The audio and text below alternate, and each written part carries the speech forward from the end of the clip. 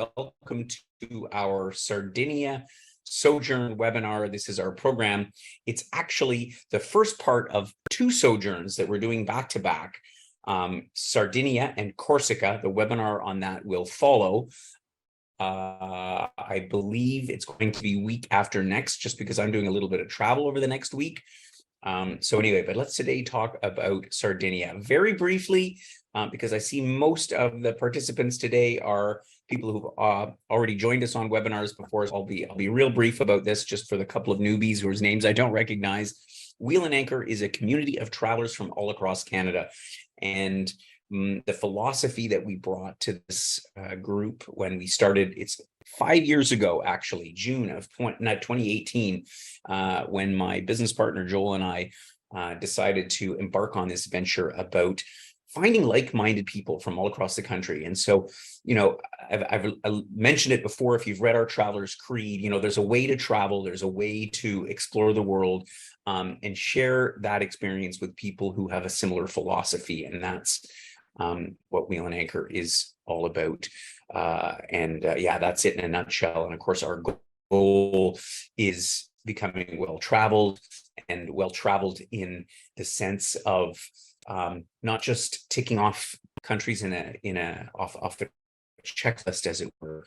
We all do that to a certain point. We all have our checklists, but you know, when you actually go and you savor the experience of a place, and you take a little bit more time, you develop a connection to obviously the place that you visit, the people you meet along the way, and your fellow travelers. And that's what our goal is at Wheel and Anchor. So I could not do this all by myself. I have an amazing team that is far more than just the few images you see on the screen in front of you. But my name is Gordon. I'm the founder of Wheel and Anchor. And as I say, we have a growing team of amazing people who are as passionate about all this as I am. And those who you will most likely to come in contact with would be Paula and Barb. And if it weren't for the fact that it is a holiday today in Canada, one of them would be joining us today, but I've said, no, take the long weekend. So Paula and Barb are the two trip specialists who can give you some advice, answer your questions, and help you get signed up for one of our trips. So today's agenda, we're going to take you through this amazing island in the Mediterranean, which has a very cool, laid-back sort of atmosphere. I mean, as laid back as Italy can be, but Sardinia is very distinct. So I'm going to give you a bit of a tour of where we're headed in April 2024, in hopes that maybe you'll consider joining us. So let's start, as we normally do, by looking at the map. And so the inset map here actually probably should have been zoomed out a little bit more. But of course, what you see here, the landmass that runs down here, is the mainland of Italy, the boot, as it were. And so Sardinia and its neighboring island Corsica are off the coast of Italy. In fact, Corsica, which is of course French, and we're not going to talk about it today, is much closer to Italy, not just in geography, but actually in culture, than it is to its parent country of France. But as I say, we're going to talk about Corsica another time, but you can see the very narrow channel that separates the two. And so for those that are interested in visiting both islands, it's an amazing trip. The Corsica Sojourn will immediately follow this trip. In any event, starting in the south, in the capital city of Cagliari, is where we're going to do the first half of our sojourn. We're going to spend 5 nights here, from where we will explore the city itself, as well as some of the amazing coastline, specifically the area on the southwest coast here around Nabita and Porto Flavia. Just beautiful countryside. And this is where a lot of the mining history of Sardinia comes into play. And we'll see some of that, and I'll talk about that in a second. So first half of the trip there, we're going to then continue north across the island, over the mountains, heading up to Alghero, which is a very popular spot, very popular town in the summertime. In fact, I'll tell you about that in a second. I have some anecdotes about Sardinia and the time of year to go, which is definitely in spring and not in the middle of summer. So from Alghero, again, we'll explore some of the northwestern coastline, Pontigiglio, the Capocaccia, which is where the grotto can be found in this area up in here. So that is a little bit of the geography. I'm going to go through this now day by day. I just want to mention this shot because I'm going to introduce you to at the same time our local guide and friend, Franco. He's going to be the one who takes you around. That's the gentleman on the right side of the picture, an amazing guy. He does hiking tours, cultural tours all over Sardinia. I had the pleasure of making his acquaintance when I was there last November, and just a wonderful ambassador for the country. You're going to have a lot of fun with Franco as he takes us around the country. So starting off in Cagliari. So how to get there? Well, first of all, not only does this Sardinia sojourn precede the Corsica sojourn immediately following, but it also comes immediately after our live away program in Sicily. So if you are interested in doing islands of Italy, you could do 2 or 4 weeks in Sicily, and either by going to we have 2 weeks in Ortigia, which is on the east coast of Sicily. Sicily is a little bit like a triangle almost. And then we have 2 weeks in Cefalù, which is on the north coast of Sicily. And from Cefalù, which is about barely an hour's ride from Palermo, the capital city, you can take an overnight ferry and arrive basically right here. Not right here in this picture, just to the left is where the main port is for Cagliari. So you can take an overnight ferry from Sicily to Cagliari. Kind of a fun thing to do. I love taking the ferry in Europe. They're very civilized. And if you decide to join us starting in Sardinia, then of course you can fly to Cagliari. There are connections from numerous points. We find most of our members end up taking, an Air Canada Lufthansa combination through Frankfurt or Munich. And so, as I say, the first day we'll arrive in Cagliari. As usual, we take it easy. We don't plan a lot. You'll probably arrive midday, early afternoon, depending on if you're arriving from Sicily. It'll be more your arrival will be obviously first thing in the morning. And if you fly in via a European hub, it'll probably be closer to midday. And so you'll have a chance to just amble around and explore this city, which up here at the top, and I'll explain this a bit, but this is the Castello, which is the walled medieval part of the city. Amazing. You get an incredible view of the surrounding area. And we're going to be staying right down here in what's called the Marina area, which is basically in this section of town. So right in the old town of Cagliari. So it enables you a lot of ability to just wander around all the wonderful little streets.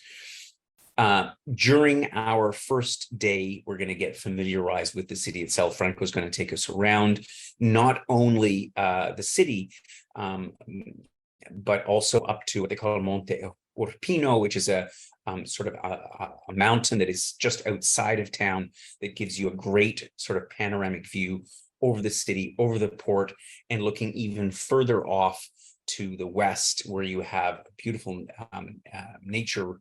natural forest reserve. In fact, it's one of the oldest, old growth forests in Europe, at least certainly in the southern part of Europe, not counting obviously Scandinavia and so on and so forth. And you wouldn't really think about that when you think about this little island of Sardinia.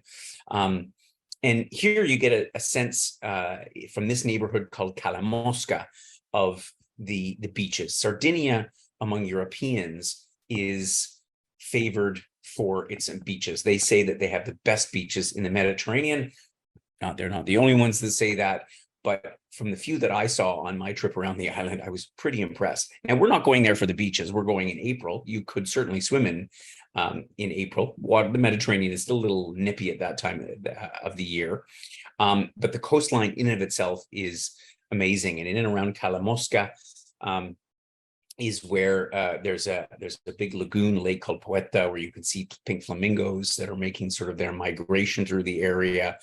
And so we'll get a bit of a taste for the environs of Cagliari, as well as we'll spend the latter part of the afternoon exploring this Castello district, which is the medieval city that's at the top of the hill.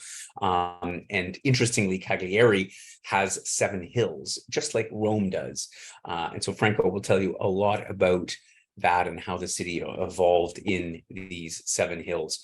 We're then going to take a day and go, as I mentioned, out to the southwest coast to the little town of Nebida, and specifically Portoflavia, which is where the picture was taken from at the very beginning, where I showed you me and Franco.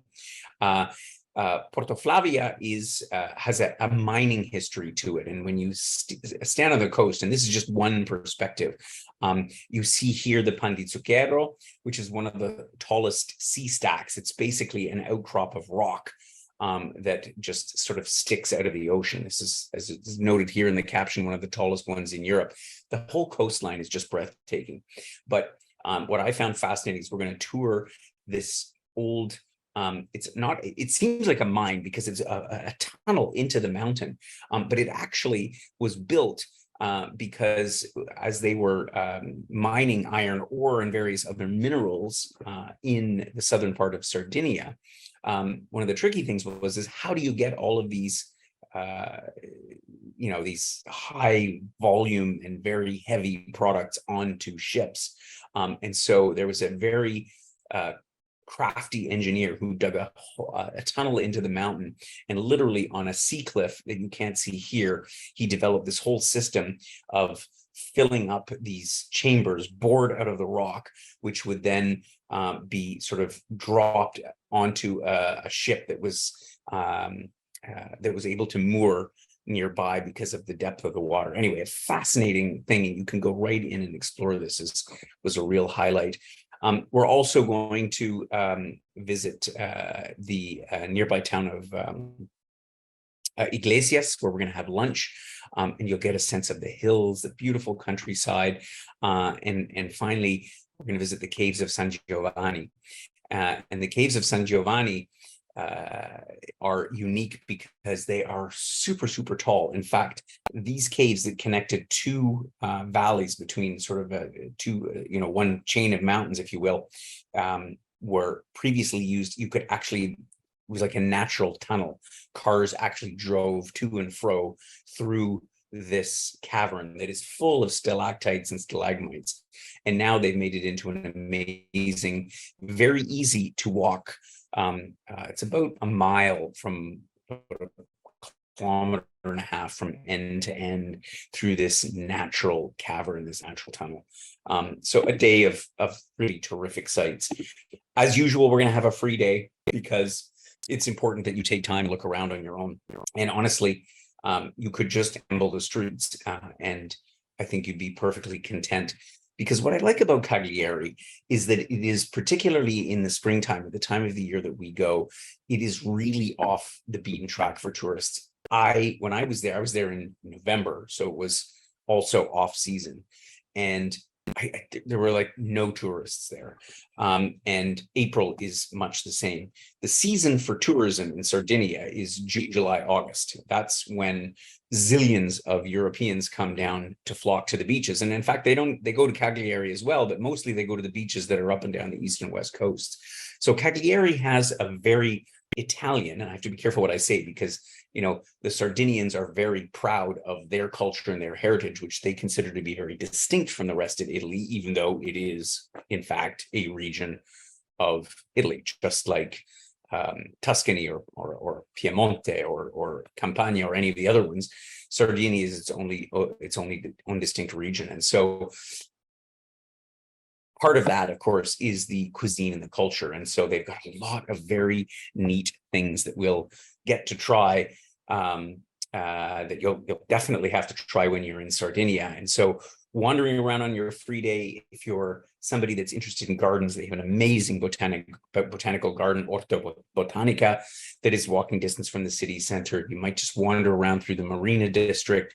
There's some terrific vineyards that are literally on the outskirts of the city, that are quite accessible. Or as I say, just exploring the city and getting a feel for an Italian city that isn't a touristy city. That's kind of what I like most about it. We're then going to drive a little bit to the north and visit the area called Parteola. In the morning, however, of this day, this is a little bit of our cuisine and wine tasting day. We're going to visit the San Benedetto market, which is in the middle of Cagliari, and you'll get a real sense of all of the products that come from the region. And some of the things that I want to particularly note, or one of the things, is botarga. And botarga is similar to caviar. In fact, it is the roe of the mullet fish. And so this is a real specialty. Ask an Italian if they know about botarga. This is like the product that they use. It's quite expensive, like caviar, not quite as expensive as caviar, but they use it in all kinds of pasta dishes. And it has a very distinct, salty, fishy, and that's not even the best way of describing it, because I think it's marvelous. And so we'll get a little bit of a lesson about this botarga, that again, unless you're otherwise familiar with Sardinian cuisine, you may not have come across it before. We'll head out to the countryside. We're going to go to a little olive oil making place to taste some of the olive oil there. And then we're going to visit a small family-owned cellar called Solemines. I went there myself. Lovely folks that run this vineyard, excellent wines. Once again, we're going to see how Sardinian wines, which we don't often get in Canada. I mean, we get our wines from the north of Italy and from Tuscany, and to some extent from the southern part of Italy and Sicily, but Sardinian wines is not something you come across all the time. And so we'll get a little bit of a taste of what those are all about as well. So that'll be the first half of our trip, 5 days in Cagliari. We will then make our way all the way up to the northwest coast to Alghero. Along the way, though, a couple of important things. Sardinia is one of the places in Europe where they have the so-called Nuragic civilization. And the Nuragic civilization is a period of settlers that existed specifically, or they're most notable in Sardinia from around the 18th century BC. So 1800, so 4,000 odd years ago.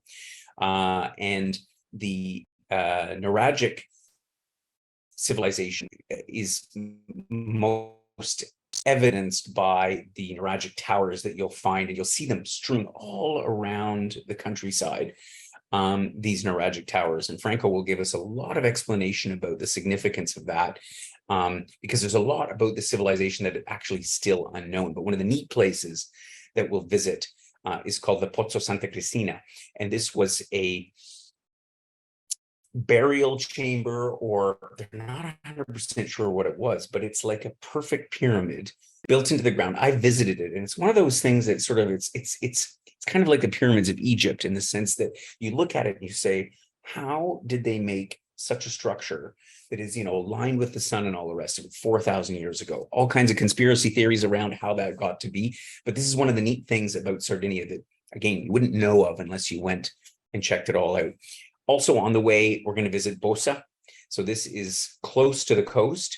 It's on a lovely river up in the northwest, just to the south of Alghero.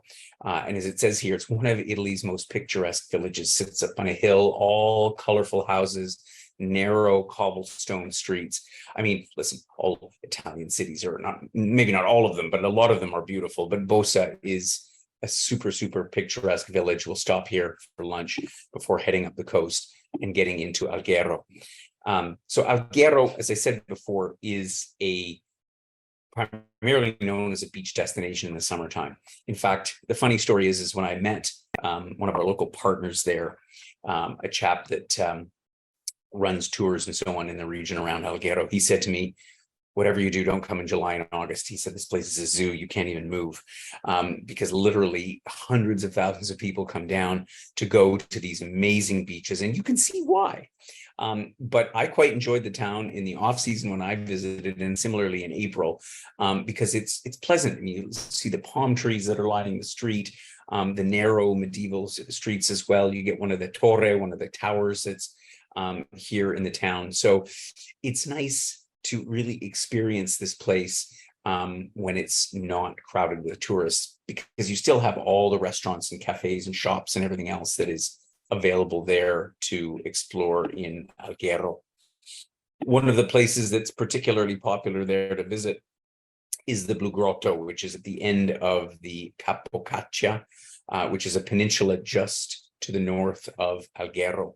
And so the Blue Grotto, much like the Blue Grotto in Capri, off of Sorrento, has a unique feature that when the sun shines in or into the depths of the sea underneath this cave, the whole thing lights up in blue. And so this is going to be a lovely experience and not nearly as busy as the one in Capri. And that being said, we have a couple of days up here. And so the only thing about the Blue Grotto, like anywhere, any sea adventure, is that the weather has to be good, but we can sort of juggle things around. We have a couple of days so that you can get a chance to see it for yourself. So we have, of course, here in Alghero, a free day as well. A number of different things you can do. Again, part of the idea behind our sojourns, like our live-aways, is that you have time to just amble and explore and go and sit in a cafe and people watch and talk to some of the locals. Or, if you find a tourist at this time of the year, there's not many. And that's, as I say, the beauty of it. But we can also arrange to go for a little bicycle tour around the region. Or if we manage to get to Capocaccia, if the weather is good the day before, we may go back out there for sunset. It's not that far. It's only about a 40-minute drive from Alghero.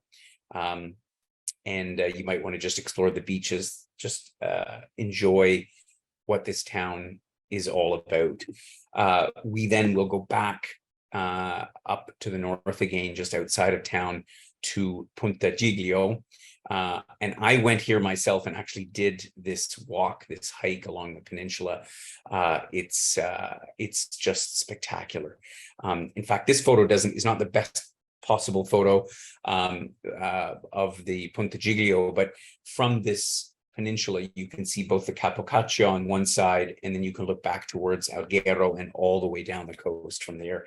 It is just amazing. And they have this terrific restaurant that we'll have lunch at, and it'll make for a lovely day and a lovely hike and a lovely culmination of our visit through Sardinia, where we'll get a real good sense of this amazing island.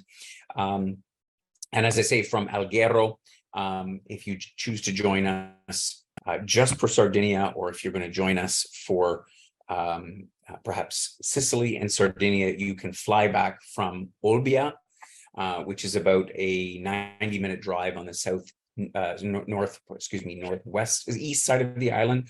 Or alternatively, we're going to be going up to Santa Teresa di Gallura, which is where we'll take the ferry across to Corsica and continue from there. So all of the details about this program, of course, in the program itinerary. So just to cover off a couple of things here, here is our pricing in Canadian dollars for double and single, which I'll note is quite, we have a pretty reasonable single supplement for this program, as well as for Corsica that's coming up soon.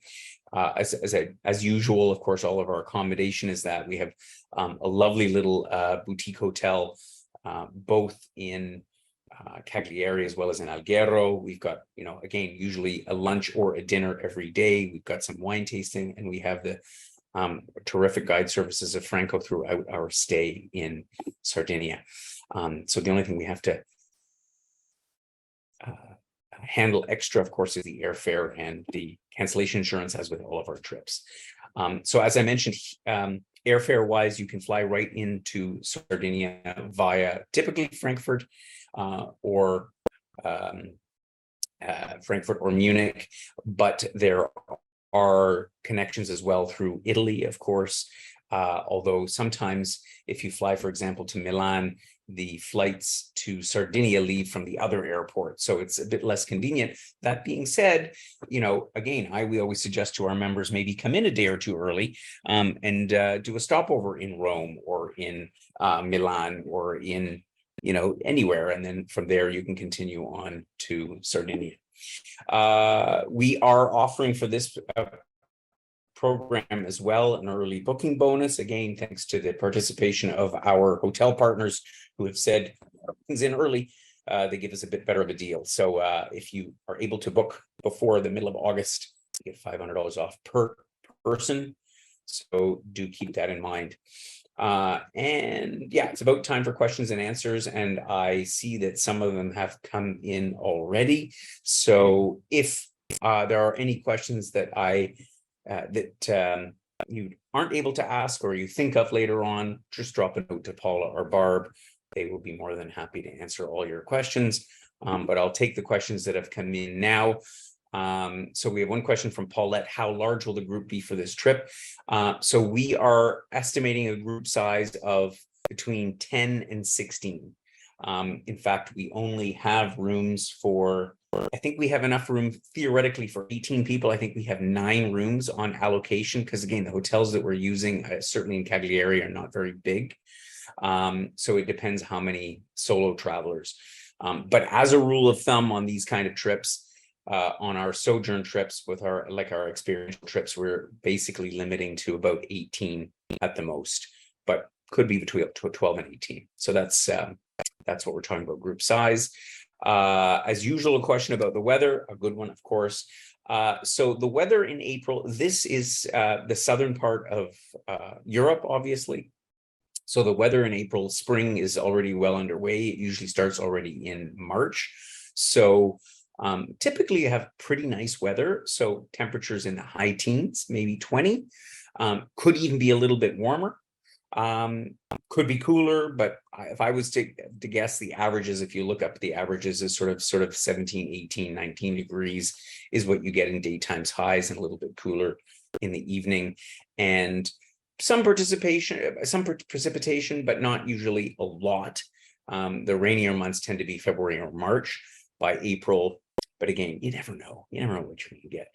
Either way, you're going to have a lovely time on this trip. Let's see. Are there any other questions? That looks like it. So if anybody else has any other questions, one last chance to ask any questions about Sardinia. Otherwise, we will, I'll post once again our email address and telephone number there.